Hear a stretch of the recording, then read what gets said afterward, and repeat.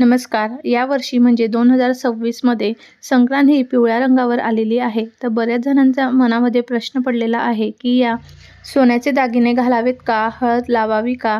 तर संक्रांत ज्या रंगावर आलेली असते तो रंग त्या दिवशी घालणे वर्ज्य असतो. तर यावर्षी संक्रांत ही पिवळ्या रंगावर आलेली आहे. त्यामुळे यावर्षी पिवळ्या रंगाचे कपडे, साडी परिधान करायची नाहीये. तर सोन्याचे दागिने घालावेत का? तर यावर्षी संक्रांतने मोती धारण केलेलं आहे. त्यामुळे तुम्ही यावर्षी सोन्याचे दागिने घालू शकतात. फक्त मोत्याचे दागिने यावर्षी घालायचे नाहीये. तर हळद लावावी का? तर देवीने केशराचा टिळा लावलेला आहे. त्यामुळे तुम्ही हळद वापरू शकतात.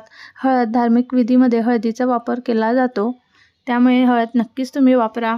तसेच या दिवशी जाईचे फूलसुद्धा लावायचे नाहीये. तसेच संक्रांत पायस भक्षण करीत आहे तर आपल्याला या दिवशी खीरसुद्धा खायची नाहीये, बनवायची नाहीये, मांसाहार करायचा नाहीये.